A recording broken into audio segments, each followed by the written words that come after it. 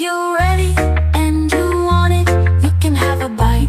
You can have a bite. The only question needs an Tingnan nyo naman kasi. Sinong hindi matatakam dito? Shout out dyan, wala tayong pulutan. Okay, game na. Sorry, game na. Hey guys, magandang umaga po sa inyo. Ngayon guys, nakatanggap tayo ng notice galing kay Madam Maricris Tumakmol at Aris Tumakmol. Shout out dyan, wala tayong pulutan. So pinadalan tayo guys ng isda, tulingan at sulinaw. Yung sulinaw guys, tawag dito sa amin, pero sa mga pamilyang bayan, tinatawag itong Philippine Salmon ng mga may pera-pera dyan. Pero sulinaw yan sa amin guys. So ngayon gagawin natin to guys ay shoot to kill. Sino nakaalam shoot to kill? Shoot to kill guys, ito yung sugba, tuwa, o kilaw. Shoot to kill. Pero ito guys, yung salmon, ito yung yung sulinaw, ito yung ihawin natin. Ito yung sasabawin natin yung tulingan at saka kikilawin. Ayan. So ibahin lang natin yung lamas gaya ng kinilaw, sa kinilaw. Yan, malaki talaga yung kamatis para makain din ng mga gustong kumain ng kamatis. Ayan. Tapos ito naman sa sinabawan. Ayan. Ganyan lang. Hirap ako sa kutsilyo dito kasi yung mga kutsilyo ko nandun sa bahay. So, pero okay lang naman, ng malaga. Mahiwa pa rin yung lamas. So ito, tali natin ng isang pirasong siling haba. Naugasan na ito guys ha. Tingnan yung background ko guys. Sobrang sarap magluto. Ito yung gusto ko, hindi ako mapapagod magluto pag ganito yung background natin. Na? Sobrang lakas ng hangin, ang sarap, sobrang lamig. Ang layo lang doon sa Liberty guys. Ang layo lang doon sa tinitirahan ko ngayon. Yan. Yan, lagyan din ng kunting sili sa inilaw. Ito naman sa sinugba. Sinugba. Sa sinabawan.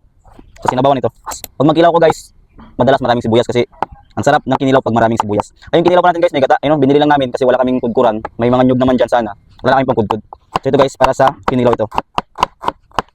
Yan. Lalaki talaga ako mag-iwan ng sibuyas, pero maninipis. Para dama mo yung sibuyas, kain mo ba? Yeah. Yan. Pero pag mag-ano ako niyan, ng luya naman, ayun yung pinong-pino. Masarap din kasi yung luya guys, pero hindi mo lalaki. Yung pino talaga ba? Yung kasama na siya sa mga laman ng kinilaw pag kinakain mo. Yan. 2 pirasong ilagay natin dito na sibuyas sa kinilaw. Ito naman para sa sinabawan na natin yan. So yan. Dati pala guys, nagvo-vlog na rin ako. Yun, pero cash in cook yun. Which is babalikan ko din yun pag nakalinaw-linaw na. Kasi yun talaga yung ano ko guys, yung content na gusto ko. Yung magluto-luto ba. Tapos, pag nagsimula na tayo dito sa sa Facebook, ang pinaka-pangarap ko talagang content yung magtulong-tulong, ganun ba. Yung napakulan ko lagi, naingit kasi ako sa ganun. Kaso lang, maputoy ako guys, kunyari ganun ko araw-arawin ko. Wala pa man tayo ditong inaano sa Facebook. Nagsimula pa man tayo. Pero pag nagkataon, pag pinalad tayo, ganun madalas ang content natin maliban sa cooking show. Cash in cook, yan. Yan, malalaki to. Ito na, sa sinabawan natin, malalaki lang yan. Yan. Hindi pa rin tayo maglagay ng luya guys sa sinabawan kasi nga hindi tayo fan maglagay ng luya sa mga niluluto natin pag may mga sabaw kasi kahit baka hindi ako nilulagay ng luya. Si luya na yung nalalasaan ko eh. Yan. Ipisan lang natin to para manipisan din natin yung iwa. Yan. Yan ito kanipis guys, yung luya ko. Tingnan nyo. Yan, tingnan mo ha. Tingnan mo pala. Yan ito kanipis. Tapos pinuhin natin yan. Kasi para kain na kain siya guys kasama ng isda. Yan. Hirap lang talaga ako dito sa may kutsilyo ko kasi medyo mapurol. Pero okay lang, kumbati na rin. Maganda pa rin naman yung slice. Yan. Yan, ganyan. Okay na yan. Hindi na yan masyadong maanghang sa bibig pag kinain pag ganyan kanipis. Ubusin lang natin to. Ito naman sa sibuyas dahon. Sa sinabawan din natin to. Pero lagyan ko din natin sa may sa kinilaw natin. Ang galing na natin yung mga dulo. Yan. Yan. So, sa sinabawan ito. Tapos maglagay tayo ng konti sa kinilaw natin. Konti lang, yan lang, okay na to. Pampalasa lang yan, pampaaroma. Yan. Yan. Yun na. Okay na yung natin, saglit lang. Very quick. Ito yung sa sinabawan, ito yung sa kinilaw. Kulang na lang isiwain natin to. Kasi ito yung mga gulay, time lapse na natin to kasi medyo matagal ito. So ngayon, hiwain natin yung isda. So yun guys. Ito yung kasabawin natin, yung ulo banda. Yan. Hindi tayo pala expert guys mag-iwan ng isda, pero marunong naman. Yan. Yan, di ba? Marunong ako. Ito natin ilagay yan, guys. Tapos ito, yung pangpili ko kasi sa bahay, pero kaya na to. Konti ng paraan yan. Yung pang sabaw natin, may kasama yung lamang loob. Tapos ito, hiwain na rin natin ang ating pangkilaw. Ito guys, tinanggal natin ang balat. Kita nyo kanina sa video. Kasi medyo malangsa ito at saka makunat pag may balat. So ngayon, hiwain na natin to. Dali, mabilisan lang. Yan. Pag nagkikilaw talaga ako guys, lalo na pag tulingan. O kahit nga yellowfin, tinatanggalan ko talaga ng balat. Yung iba kasi hindi na. Tsaka yung black meat niya, isa rin yung sa nagpapalangsa, lalo na pag may gata. Imbis na kulay puti yung gata, nagiging parang siya, madugo. So mas mahalaga para sa akin guys na walang balat pag magkilaw tayo. Pero depende yan sa isda guys. Yan.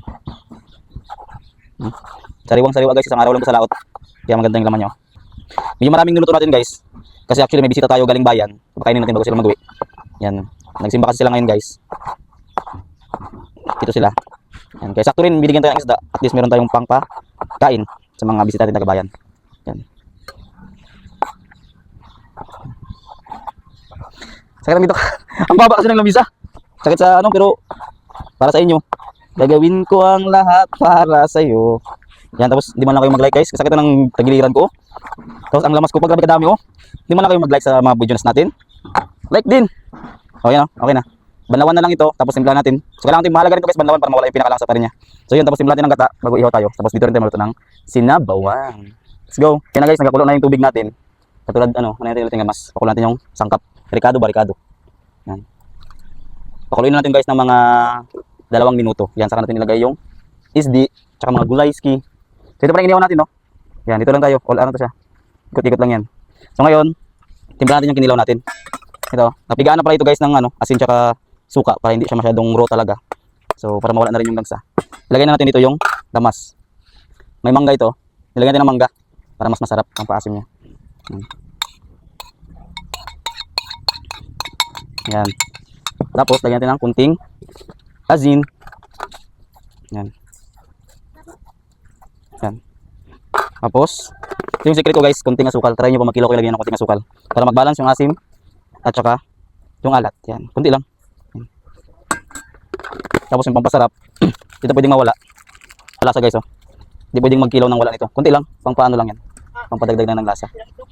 Yan. Tapos yung pinaka main ingredient natin ay yung gata. Yung gata pala, suka yung piniga dito, hindi tubig. Para ito na yung pinaka-asim niya. Yan. Ito. Ito na kita. Look at this. Tingnan nyo naman kasi. Sinong hindi matatakam dito? Sintabi pala dyan ha. Sa mga gustong magingi. Hingi lang kayo. Pero hindi ko mabigyan kay may bisita tayo. Next time, magkaroon tayo ng Kinilaw Festival. Dito sa lungsod ng mangingisda. Dito na bang lungsod? Yan. Tapos bigyan tayo ng kalamansi. Yan ha. Kalamansi. Kalamansi. Yung buto dyan guys. Siyempre, be responsible na lang sa pagkain. Alang tanggalin ko pa isa-isa yan. Diba? Ano ka gold?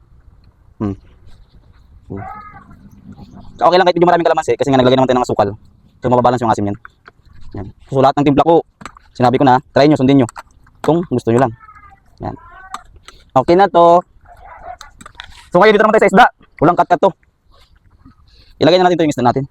See, okay na to. Pero hindi pa. Meron tayo tayong 1 minute, so hugasan natin ito ulit ng pangalawa kasi medyo maraming langaw. Yan, mabilisan lang. So, pwede na to guys. Lagyan natin yung isda natin. So ito ulit, parte ko to ulit. Yan, pati yan. Akin din yan kasi paborito ko yung buntot. Lalo na yung ulo. Yan. Paborito ko yan. Pero syempre joke lang. Priority natin yung mga bisita. Kahit sa kanila lahat yan. Ang problema dyan. Yung mga black beans sinama ko dito. Kasi medyo malangsa yan. Tsaka para hindi tayo magsayang. Yan. Medyo mamaya na to. Sige, sama natin to. Lamang loob ba? Lamang loob. Lamang uob kasi ba? Yan. So yung inihaw natin. Baligtarin natin. Luto na rin ito. Baligtarin natin ang ating inihaw. Philippine salmon. Pero sulinaw lang ito sa amin. Yan, luto na to. Grabing taba. Grabing taba. Sobrang taba. Taba talaga oh. Ano. Ano. Yan. Kain na tayo mamaya lang. Tapos na. So guys, okay na. Kumulo na ito yung isda natin. So lagyan natin yung radish at saka sitaw. Yan. Sarap ito radish. Kailangan guys, pag may radish, mas masarap pag medyo maasim yung timpla mo. So ngayon, naasiman natin yan syempre. Radish and sitaw. Yan. Yan. Tapos, ito yung pampaasim natin. Yan. Okay. Okay. Tapos, asin, syempre. Yan. Salt. Kunti lang. Kasi, lagyan natin ng patis yan. Patis. Medyo nag-ano ko dito. Yan. Ito guys, patis. Sarap kasi yan guys. Nag-ano yung lasa niya. Parang nag-anuot ba. Yan. Okay na to. Tapos nito gulay na lang. Ito yung last gulay natin. Last gulay natin is tangkong. Yan. Siguro mga 2 minutes o kaya 1. Lagay natin to tapos kain na tayo. So, okay na rin yung inihaw natin. Haunin ko na. Yan. Haunin na natin. Itong ilagay.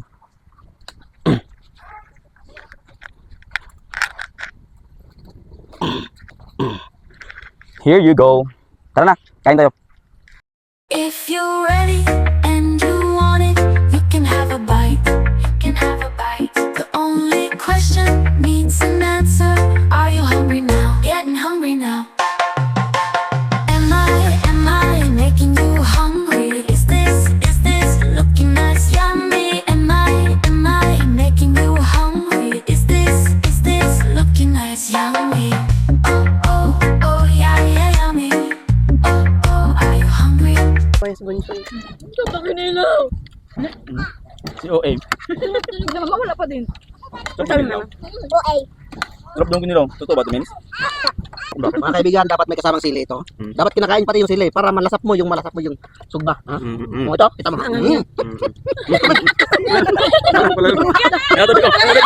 Joke Joke, matabang ako. Joke. lang pala yun. Kalo ko naman.